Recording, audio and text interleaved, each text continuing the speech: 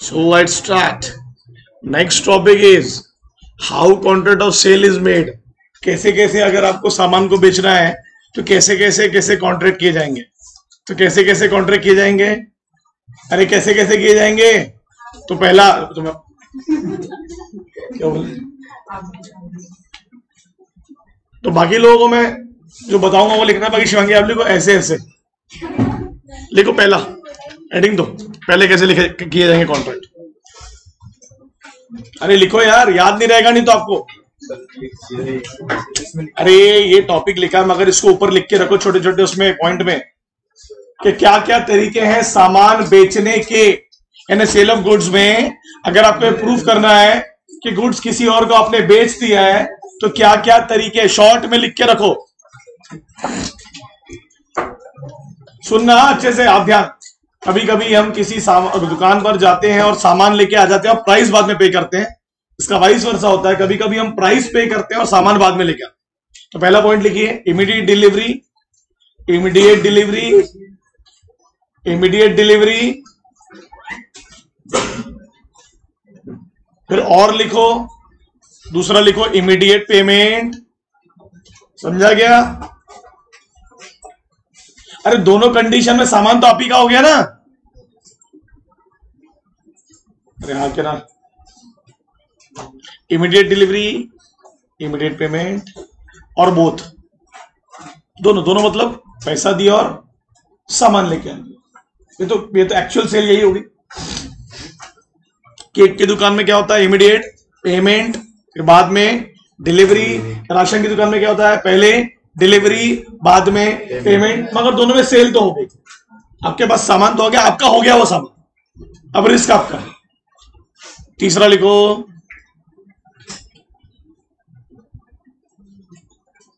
Payment on instalments, payment by installments.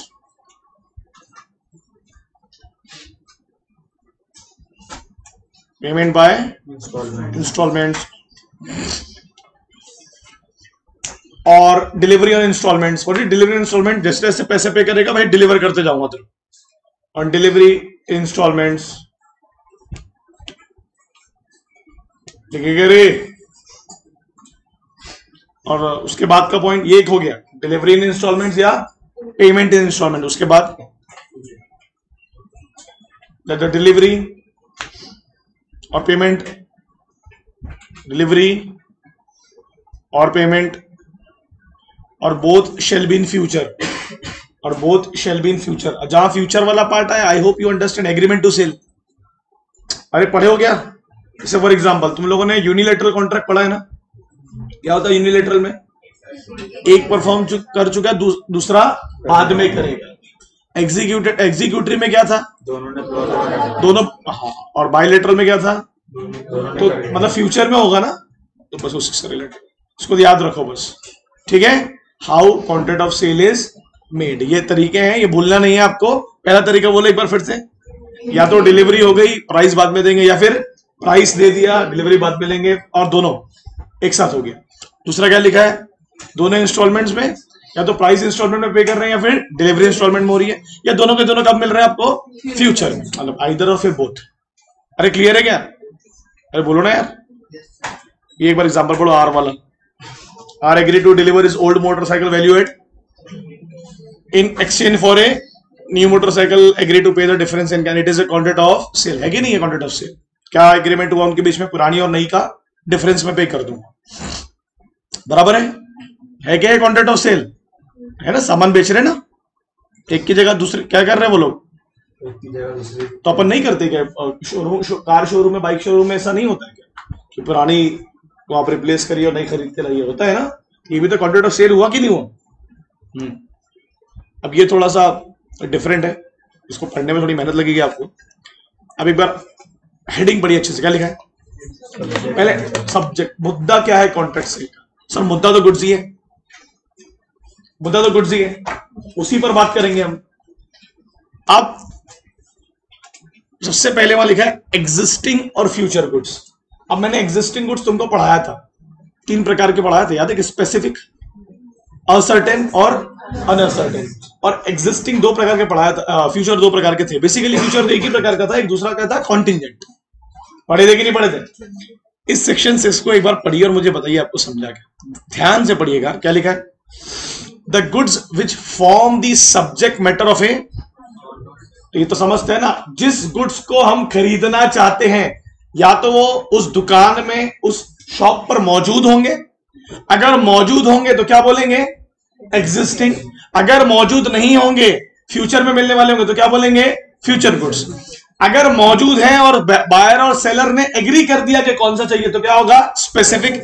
अगर buyer ने agree किया मगर अभी तक बल्क से निकाला नहीं है तो क्या होगा, असर्टेन। जैसे निकालेंगे असर्टेन होगा। और बायर ने सेलर को बोला कि वेट और मेजर करके अलग निकालो तो क्या होगा, अनसर्टेन। बट है सब एग्जिस्टिंग। और दूसरा गुड्स कौन सा है, जो अभी तक सेलर के पास ही नहीं आया तो बायर को कहां से मिलेगा, तो कौन से बोलते हैं इसको, फ्यूचर गुड्स। कौन से गुड्स, अच्छा एक मिनट, और सेलर बोल रहा है अरे यार पहले वो तो मेरे को दे दे फिर मैं तेरे को दूंगा, तो कौन सा होगा, कॉन्टिंजेंट। बराबर है, अरे बराबर है क्या, क्या हुआ नंदनी, कुछ हुआ, गिरे हुए,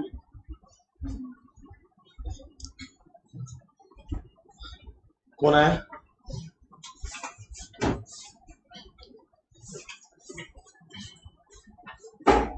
अच्छा, आप टेलर के यहाँ पर क्लोथिंग देते हैं, मटेरियल फैब्रिक देते हैं, सुनो ना पूरी बात सुनो ना, बड़ा इंपॉर्टेंट है। कौन से गुड्स में, अभी आपने फैब्रिक दिया है और वो बोलता है कि भैया 15 दिन बाद आना, फ्यूचर गुड्स ही है पक्का ना, सर्टेनिटी तो है ना।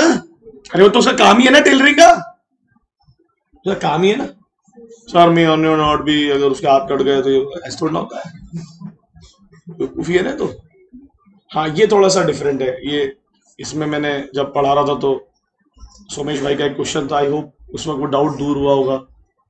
सोमेश याद है क्या थोड़ा सा, देखो सोमेश क्या लिया, goods perishing before making of contract. What does that mean, देखो when there is a contract for sale of specific goods, अब स्पेसिफिक बोल रहा हूं मतलब क्लियर होना चाहिए ना, एग्जिस्टिंग है, वहां रखा हुआ है, आंखों के सामने है। The contract is void if the goods without the knowledge of seller at the time was, अब यार ये तुमको याद होगा ना, याद है सेलर और बायर कॉन्ट्रैक्ट कर रहे हैं और जिस चीज के लिए कॉन्ट्रैक्ट हो रहा है वो चीज ही खराब हो गई, तो याद है पढ़ने पड़े थे। जब दोनों को ही नॉलेज नहीं है तो क्या होगा, कॉन्ट्रैक्ट वॉइड ही कहलाएगा। अरे पढ़े हो कि नहीं पढ़े हो, कौन सी मिस्टेक बोलते हैं उसको, बायलैटरल मिस्टेक, पढ़ेंगे नहीं। और कैसे कैसे खराब हो सकते हैं गुड्स, सुपर वीनिंग इम्पॉसिबिलिटी आ सकती है, जैसे कि बाढ़, भूकंप, आग लग गई, बराबर है ना, ये लिखा हुआ है। ओके, आपको अब वो पढ़िए example. A agree to sell B 50 bags of wheat stored in due to water logging। Water logging समझता है क्या, पानी भर गया। All the goods stored in the godown were destroyed at the time of agreement, neither parties were, the agreement is void, is void। उनके agreement होते होते ही void हो गया। अगर वो एग्रीमेंट करते 1 तारीख को और बोले 10 तारीख को हम गुड्स देंगे आपको 50 बैग्स, और 5 तारीख को अगर गोडाउन में पानी भर जाता तो सब्सिक्वेंटली void। अपन एग्जाम्पल के हिसाब से क्या पढ़ रहे हैं, उनके एग्रीमेंट होते होते ही पानी भर गया, इसलिए इज वॉइड लिखा है। अगर उनके एग्रीमेंट के बाद होता और डिलीवरी के पहले होता तो क्या लिखा होता, सब्सिक्वेंटली वॉइड। ये ध्यान रखना, ठीक है। मगर ये वॉइड अब इनिशियो नहीं मान के चलना, क्योंकि गुड्स तो बेच सकते हैं ना, वॉइड अब इनिशियो थोड़ा ना। हाँ, ये थोड़ा सा डिफरेंट है, देखो ध्यान दो please. Goods perishing before sale but after agreement to sell, what is that mean. Yash थोड़ा सा हेडिंग पे ध्यान दे। बिफोर सेल मतलब अभी तक बायर के पास बट सेलर के पास आ गए, after agreement to sell but seller के पास आ गए, सेलर के पास आके रखे बट अभी तक बायर के। अच्छा एक मैं बताओ, एग्रीमेंट टू सेल में जिम्मेदारी किसकी होती है, गुड्स सेलर की ना, क्योंकि अभी तो उसको एक्वायर हुआ, फिर वो किसको देगा, बायर को। अब पढ़िए क्लियर हो जाए, पढ़िए क्या लिखा उसमें, where there is an agreement, Nitisha ध्यान दीजिए, where there is an agreement to sell specific goods, subsequently the goods without any fault on the part of seller buyer no longer answer to their description before risk passing to the agreement is avoided or becomes void. If the future goods are specific, the destruction of such goods will amount to supervening and the contract shall become void। अब उसमें reason लिखो, मतलब एक point line add कर रहा हूं। In that case in that case it is the responsibility of the seller, it is the responsibility of the seller and risk of the seller. सही बोल रहा हूं कि नहीं? because it happens before sale, it happens before sale and after agreement to sale. Agreement के बाद खराब हुए बट बेचने के पहले, तो उस वक्त तो कहां रखे होंगे? वो गोडाउन में ही होंगे ना, दुकान में होंगे।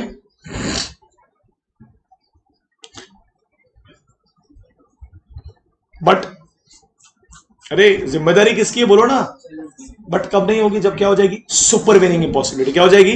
लिख लो वहां, बट नो रिस्पॉन्सिबिलिटी, इसलिए तो वॉइड लिखा है ना वहां, but no responsibility if there will be supervening situations. No responsibility if there will be supervening situation. General rule क्या बोलता है दोस्तों? सर गोडाउन अगर सेलर का है तो रिस्क उसका, क्योंकि एग्रीमेंट टू सेल में अपन ने क्या पढ़े? अभी गुड्स किसके पास आए हैं, फिर किसको देगा? वो बायर को। तो रिस्क आपका। मगर क्या बोल रहा है? वॉइड हो गया ना। वॉइड में अपन दो रीजन है, वॉइड है इनिशियल या सब्सिक्वेंट। सब्सिक्वेंट में पढ़े अपन ने सुपर विनिंग, ठीक है? सुपर विनिंग में अपने को समझता है ना बेटा। अच्छा एक मिनट, एक और चीज। अब उसने बैग्स ऑफ कॉटन बुलवाया, सुना, बैग्स ऑफ कॉटन बुलवाया और अपने गोडाउन में रखा, और भारत सरकार ने कॉटन ही बैन कर दी।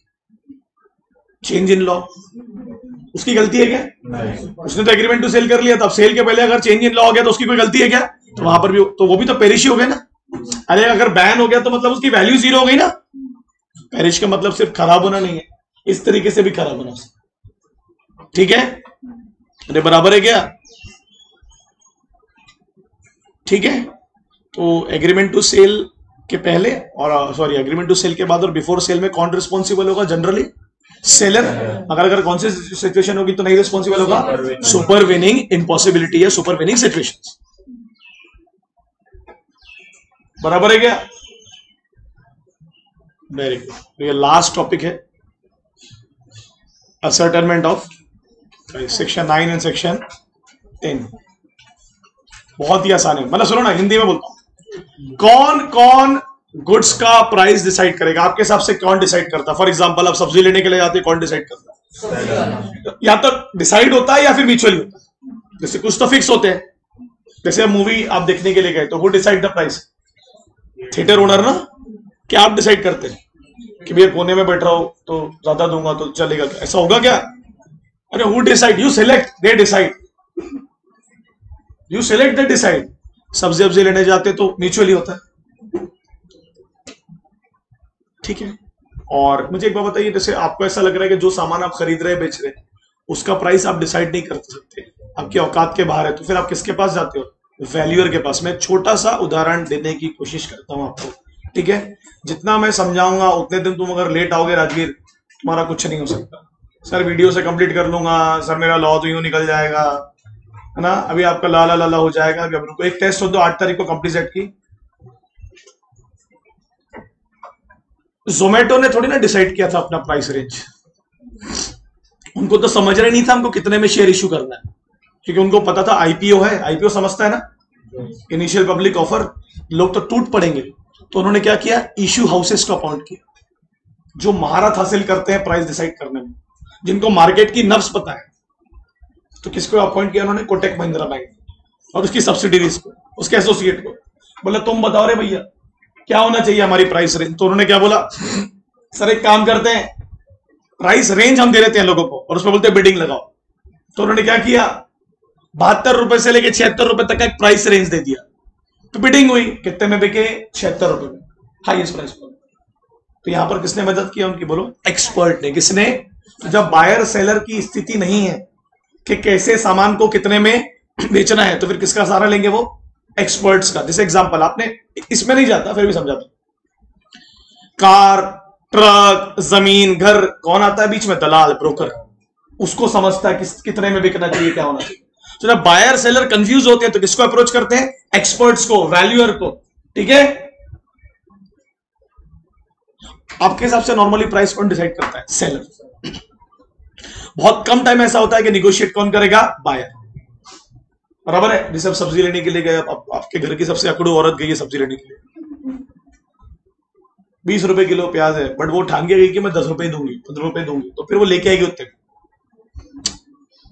शी हैड डिसाइडेड कि मेरे को इतने में ही लेके आना, तो वो लेके आएगी। बट ये हर जगह नहीं होगा।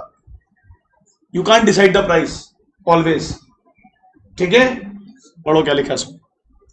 असर्टेनमेंट में लिखो the price in a contract of sale में भी फिक्स बाय कॉन्ट्रैक्ट। अरे बराबर है कि नहीं? अच्छा मुझे बताइए, होलसेलर और रिटेलर के बीच में क्या हमेशा होलसेलर ही डिसाइड करता है क्या प्राइस की? म्यूचुअली भी हो सकता है। तो भाई रिटेलर बोल देगा भाई एंड गुड्स तो मैं बेच रहा हूं, मेरे को नब्स पता है मार्केट की, मैं आपको गाइड कर सकता हूं, मैं बल्क में ले रहा हूं आपसे सामान, बराबर है ना? So they can mutually decide. फिर क्या लिखा? और may be left to be fixed in a manner there may be agreed. What is that mean? हालात पे छोड़ दो, जो सिचुएशन चल रही, जो सालों से हो रहा है उस जगह। और may be determined by the course of dealing between, course of dealing में ब्रैकेट में लिखो कस्टम्स। समझ रहे हो कस्टम्स का मतलब क्या होता है? अरे कस्टम्स मतलब समझ रहा है क्या? वो प्रैक्टिसेस जो सालों से, सदियों से हो रही। एक और वर्ड लिखो कस्टम क्या है? Usage of trade.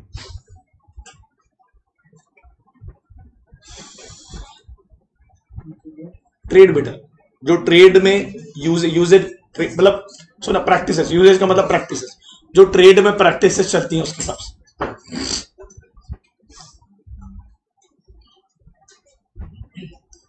बरोबर। नेक्स्ट क्या लिखा है? When the price is not determined according with the, आपकी औकात के बाहर हो रहा है प्राइस डिसाइड करना, तो क्या लिखा था? बायर शैल पे अ रीजनेबल प्राइस। रीजनेबल समझता है क्या? जो उसने ठीक हो। जैसे एग्जांपल, नहीं छोटा सा उदाहरण है ना, अब जैसे सब्जी वाला एग्जांपल दिया मैंने आपको, नहीं जैसे एग्जांपल देते हैं, सर्विस के लिए लेते हैं। जैसे आप किसी डॉक्टर के यहाँ गए, उसने बोला भैया ये आपकी सर्जरी के 1 लाख रुपए हुए, बायर बोल रहा है I am not able to pay that amount.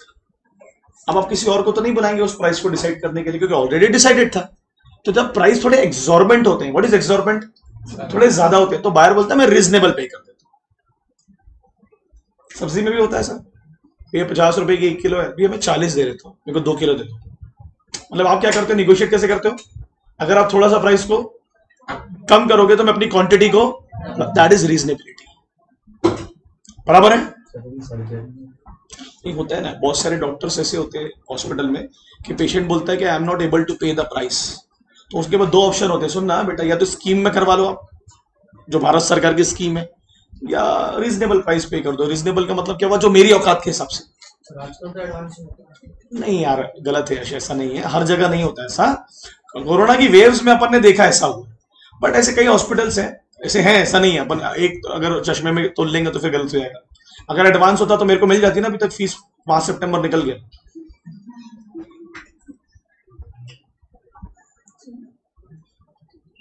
I have decided the price but I am not received.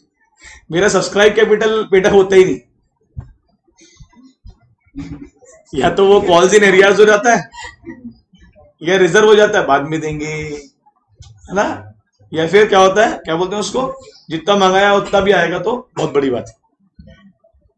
अब देखो यश, आपने जो बोला लिखा है, फिजान देखो, what is a reasonable price is a question of fact. हमें नहीं पता कि रीजनेबल प्राइस क्या होगा, वो डिपेंड करेगा सिचुएशन में। अरे करेगा कि नहीं? ऐसी कोई शॉप, कपड़ों की शॉप में निगोशिएशन होते हैं, लोकल शॉप्स, मॉल में नहीं। मॉल में तो उनका सिंपल है ना, आपको पे करना है, वहां प्राइस निगोशिएट करने वाला कोई है ही नहीं।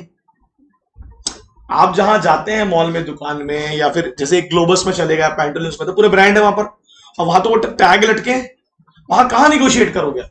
आपको तो डायरेक्ट जाके प्राइस पे करना है। तो अगर आप उसको बोलोगे ना कि भैया कुछ कम हो सकता है, तो आप एक चीज बोलेगा मेंबरशिप है क्या?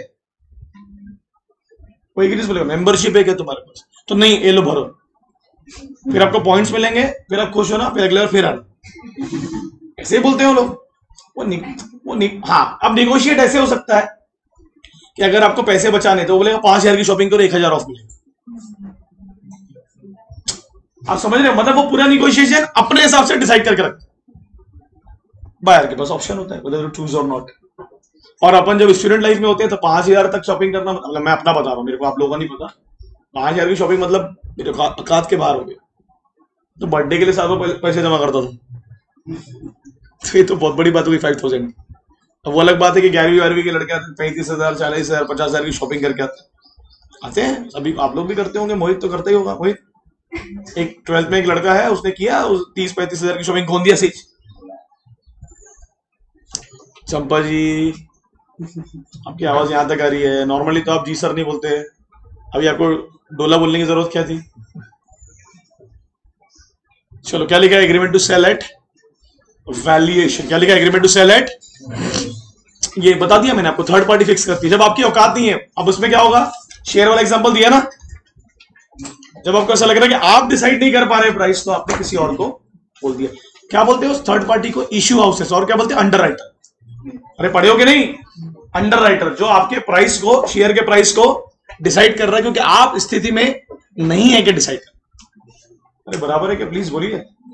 अच्छा जैसे आपको कार बेचनी है अपनी, तो हु डिसाइड द प्राइस, आपकी कार को 2 साल हो गए, हु डिसाइड द प्राइस, 2 तरीके से होगा, या तो जो ब्रोकर आया है वो एक प्राइस लेके आएगा, या जिस तरीके से सालों से हो रहा है कि अगर 2 साल की हो जाएगी कार तो 50,000 से वैल्यू गिर जाएगी, इसको क्या बोलेंगे, कोर्स ऑफ डीलिंग्स। क्योंकि वैल्यू डेप्रिशिएट होती है ना, अब कितने से डेप्रिशिएट होगी, तो 2 तरीके से डिसाइड होगा, या तो वैल्यूअर डिसाइड करेगा जो ब्रोकर है, या फिर जिस तरीके से सालों से हो रहा है। कैसे होता है वैसे कार में प्राइस कैसे गिरते हैं, अनमोल आप वैसी 5 दिन बाद आए, ध्यान दीजिए प्लीज, बताओ ना कैसे डिसाइड होता है कार की वैल्यू का, हम कैसे डिसाइड करेंगे। 6 लाख की कार है और 2 साल बाद वो अगर 4 लाख में मिल रही है, तो वो डिसाइड के 1 लाख से डेप्रिसिएशन होगा। May be the reasons, may be the model, उसके कितने मॉडल आ गए हैं नए, आप समझ रहे हैं, मतलब कोर्स ऑफ डीलिंग्स, जैसे जैसे डीलिंग्स होती है नए नए तरीके निकलते हैं। अच्छा नए मॉडल आ रहे हैं तो वैल्यू गिरती है क्या, बिल्कुल गिरेगी। तो हम नया लेंगे ना, सामने वाले को भी लगेगा देख भाई तेरी ऑलरेडी पुरानी कार ले रहा हूं मैं, और यूनिक कार है तो यूनिक है एकदम, ऐसी कार किसी के पास में भी नहीं। सर डिपेंड करता हूं मेरे काम की है क्या, अब यूनिक है बट कोई काम की नहीं है, तो हो सकता है 1 रुपए में ले लूं, अरे मैं तो कितने में भी ले सकता हूं ना, तो इसलिए डिपेंड करता है कि क्या है वो सामान। ठीक है, अब ये पट से पढ़िए second point, where such party is prevented from making the valuation by the fault of the seller और buyer, the party not in default में मेंटेन अ सूट। एग्जांपल समझाओ आपको, मैं छोटा सा उदाहरण देता हूं। देखो किसको दिया जोमेटो ने प्राइस डिसाइड करने के लिए, कोटक महिंद्रा। अब जो बायर्स है उनको 3 दिन का टाइम मिला, क्या बिडिंग करो और प्राइस डिसाइड करो। क्या रेंज बताया मैंने आपको, 72 से 70, बट बायर ना बिडिंग ही नहीं कर रहे। इश्यू हाउसेस तो बैठा है कि प्रोस्पेक्टस में तुरंत डालूंगा कितने में शेयर इशू करना है, बिडिंग ही नहीं कर रहा है। तो कौन प्रिवेंट कर रहा है, बायर प्रिवेंट कर रहा है किसको, वैल्यूअर को, टू डिसाइड दी प्राइस। तो अगर अब आपको शेयर नहीं मिले तो गलती आपकी है ना, क्योंकि हमने तो इश्यू हाउसेस को रखा था, हमने तो वैल्यूअर को रखा था प्राइस डिसाइड करने के लिए। ठीक है, तो मालिक है ना, अगर सेलर या बायर थर्ड पार्टी को रोकते हैं कि तू प्राइस डिसाइड मत कर, या ऐसी सिचुएशन क्रिएट करते हैं कि प्राइस डिसाइड नहीं हो पा रहा है, तो उसमें पहली बात थर्ड पार्टी की गलती नहीं है। दूसरी बात, जिसकी गलती नहीं होगी, जैसे मान लो जोमेटो ही नहीं डिसाइड करने दे रहा प्राइस और इनका अमाउंट फंस गया, किसका, सब्सक्राइबर्स का फंस गया ना भाई, किसी ने 72 लगाया, किसी ने 73 लगाया, तो जो डैमेजेस होंगे उसमें कौन क्लेम करेगा, बायर। किसको क्लेम करेगा, सेलर। हमको पता है ना, जब आप बिडिंग करते हैं तो आपको प्राइस पे करना पड़ता है। अगर आपने 76 रुपए की बिडिंग की तो आपको क्या होगा, 75 की मान लो, तो क्या होगा, 1 रुपए वापस मिल जाएंगे आपको अगर आपने 76 की है। और बाकी जो ऊपर वाले हैं, अगर ओवर सब्सक्रिप्शन हुआ तो आपका कोई भी चांस नहीं। जो ऊपर वाले पता है ना, 72, 73, 74 वालों को नॉर्मली शेयर नहीं मिलेंगे। ठीक है, एक पढ़िए पॉइंट और खत्म करिए इस यूनिट। क्या लिखा है, पी इज हैविंग, ये लाइन समझिए क्या, a party not in fault, जिस पार्टी की गलती नहीं है वो सूट फाइल करेगी ना।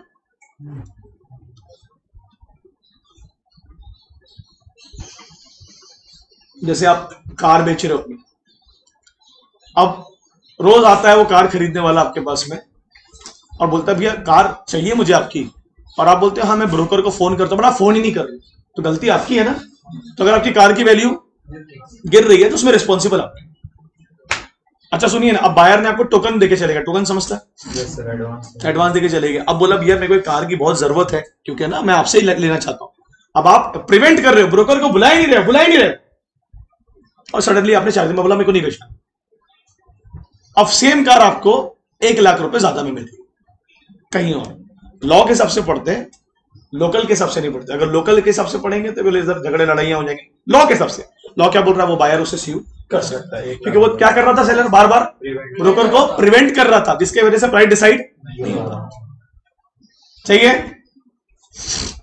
ये पढ़िए एग्जांपल क्या लिखा। P is having, he agreed to sell both of the bikes to at a to be fixed by Q, मतलब एक वैल्यूअर होगा, उसे जानकारी होगी बाइक्स की, होती भी है ना, मैं अच्छी बाइक्स की बात करूं।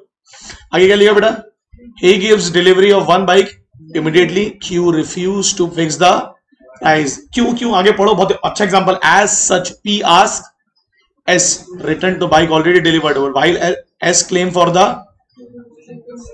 क्या बोल रहा है वैल्यूअर, क्या बोल रहा है, अरे मैं प्राइस तो तब डिसाइड करूंगा ना दोनों बाइक दिखेगी मुझे, तुमने एक तो डिलीवर कर दी है, अब बोल रहे हो एक को देख के दोनों का प्राइस डिसाइड करो।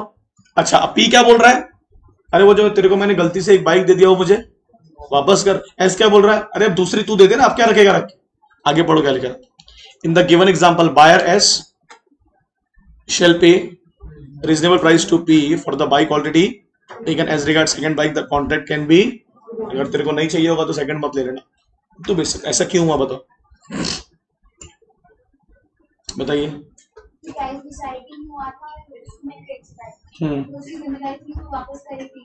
वो कर नहीं रहा था तो फिर क्या बोला उसने, अब बाइक वापस नहीं कर रहा तो कुछ ना कुछ, अब देखो वर्ड लिखा है रीजनेबल प्राइस डिसाइड कर दे। और रीजनेबल वर्ड क्यों लिखा है, क्योंकि सर फिक्स प्राइस डिसाइड ही नहीं हो पाया ना, किसके द्वारा, वैल्यूअर क्या शर्त रख रहा है, मैं तभी प्राइस डिसाइड करूंगा जब दोनों बाइक मेरे सामने हो। तो देखो ना, प्रिवेंट किया ना, अरे प्रिवेंट हो गया ना, कैसे, किसने प्रिवेंट किया, किसकी गलती से प्रिवेंट हो रहा है, दोनों नहीं, पहले सेलर से गलती हुई, फिर बायर गलती कर रहा है। बायर कैसे गलती कर रहा है, बाइक को वापस ना करके, बराबर है। अब आप ये सब एग्जांपल्स पढ़ते हैं थोड़ा सा, तो कभी कभी पढ़ते पढ़ते आपको थोड़ा हाइपोथेटिकल लगता होगा कि यार ऐसे कैसे होता होगा, बट मैं एक सच बताता हूं, ऐसा होता होगा, कहीं ना कहीं हुआ होगा, इसलिए हम पढ़ते। ये एग्जांपल बनाए बनाए नहीं हो सकते, कहीं हुआ होगा सालों पहले, 100 साल पहले, जैसे सोलोमन वर्सेस सोलोमन, कहीं तो हुआ ना। अब उसको आज की नजरिए से देखेंगे तो नहीं हो सकता, बट कहीं हुआ था, इसलिए तो हम बोलते हैं अच्छा सोशल एग्रीमेंट। आप समझ रहे कि मैं क्या बोल रहा हूं, है ना, बाल्फर वर्सेस, अब आज के नजरिए से देखेंगे तो क्या सर ऐसे थोड़ा, बट हुआ है ना, अरे हुआ है ना। आप थोड़ा सा पढ़ेंगे अगर न्यूज, एक वाइफ ने अपने हस्बैंड को स्यू कर दी, बोले ये बहुत ज्यादा खर्राटे लेता है, उससे मेरी नींद खराब होती है तो मेरी तबीयत खराब होगी। उसने फैमिली कोर्ट गई, बोले मेरे को साथ नहीं रहना, तो कोर्ट ने उसको पहले तो देखा 10 मिनट तक। आपको अंदाजा भी नहीं है ऐसी ऐसी चीजों के लिए स्यू किया जाता है, 10 रुपए, 5 रुपए, 11 रुपए। उसने मुझे टिंगा बोला, लंबू बोला, ये सब चीज के लिए कोर्ट, लोगों को अंदाजा ही नहीं कि ये सब चीजों के लिए कोर्ट। अरे जानवी क्या, अरे जानवी बैठ के वो गाना नहीं कहना, बिल्कुल बाल बाल खुल गए ना तो बढ़िया, और वो वायर पे लटक के बढ़िया डांस कर रहे हैं। और एक मिनट, ये क्या ओनर से पूछ रही तू ट्यूशन चालू की नहीं की, मेरे का प्यून है क्या, अब तूने क्या बोला मगर, क्या जानवी जी कितने बजे सोए अब रात को, 2 बजे कौन सोएगा, 1 बजे कौन, 2 बजे कौन सोया, मैं प्रदीप ने हाथ उठाया, 1 बजे कौन सोया, तो राजवीर आप 12 बजे सोइए, क्योंकि 1 बजे सो के आपका कुछ हो रहा नहीं है ना, जो भी हो रहा है बिस्तर पे हो रहा है आपका। और कौन सोया, अच्छा 11 बजे कौन सो गया, तेरे को क्या बोलूं मैं, 11 बजे नहीं यार भवेश, 11 बजे सोने के बाद में भी आप अलग माहौल में दिखते ट्यूशन में।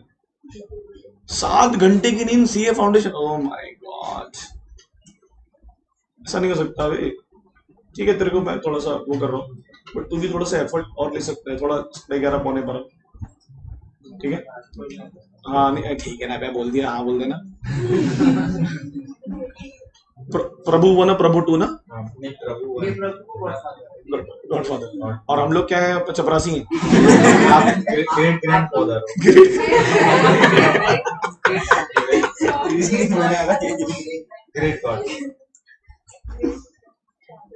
अरे हमेशा मास्क निकाल रहे, चल हो गया चल। वो पांगुलिन में सुसाइड कर लिया कोरोना में, उसने देख लिया था कि वो एबीसीएच में जून के महीने से ट्यूशन चल रही, फुल बैचेस, आया था वो ऊपर, चले गया फिर वो बाहर के बारिश। ये मांस वास की नौटंकी मत करो, अभी नवरात्रि में हो सकता है दिक्कत हो, अगर अलाउ किए तो। अरे ठीक है क्या, चैप्टर खत्म। 1 मिनट, क्या चलो? जितने लोगों ने बोले चलो करके 2023 मई तक एग्जाम नहीं निकलेगा। और जिन्होंने उसको इम्प्लाइडली हाँ भी बोला पीछे मुंडी करके या उठ के, इतना तो तूने बोले नहीं बे। ये तो वही बात हो गई कि फोन पे आपने किसी से चीची करके बात की, दूसरों को पता मैंने चिल्ला दिया उसको। अरे मैं आगे का कुछ पढ़ाऊंगा ना आपको। 1 मिनट सुनिए, ये जो टॉपिक है इधर सुनो यार। ये टॉपिक आज तक आया नहीं है, तो बहुत चांस है कि इस साल आ सकता है। 2 प्रकार के टॉपिक आते हैं एग्जाम में, एक जो नहीं आए और जो एक आए हैं, बाकी तीसरा कुछ होता नहीं। अरे 1 मिनट बैग आएंगे, तीसरा निकालूंगा यार। समरी नहीं आती, कभी नहीं पूछता समरी लिखो। Very nice evaluation, thank you. ऐसा जो कुछ है वो नहीं आता। जिस दिन एब्सेंट रहो तो उस दिन का टॉपिक ऐसा लगता है एग्जाम में नहीं आता, मतलब अपने को नहीं आता, एग्जाम में आता, अपने को नहीं आता। मैं तो बोलता है यार कहीं खाने पीने चलते हैं। क्या बोल रही सुबह सुबह? मतलब भूखे नंगे आए ऐसा लगता क्लास में। ये भी नहीं आया आज तक, पता नहीं, बड़ा नॉटी है भी, इसको बुलाओ आता नहीं है। वो आई कि जानवी खंडेलवाल आई क्या? उसको सिरप गुड पूरा आता, उसने बोल दी थी मेरे को, बोले मेरे को पूरा आता। तो उससे पूछा मैंने गुड्स की डेफिनेशन, बोलती ये वाला नहीं आता। जो पहला टॉपिक है सही है यार, चेतना आई है क्या नहीं आई है ना। और ये ना क्या नाम है उसका, तुलसी लेट आई क्या आज? धीरे बोलना। प्रसिद्ध हैप्पी बर्थडे। लड़के में एकदम चलो हैप्पी बर्थडे, हमारी बेस्ट फ्रेंड चॉकलेट देना, 2 दिन की दोस्ती करेंगे। अरे ये रिकॉर्ड हो रहा है, अबे साले बताओ ना, आराम करो। दुनिया के लोग बोलेंगे क्या बातें कर रहा हूँ मैं।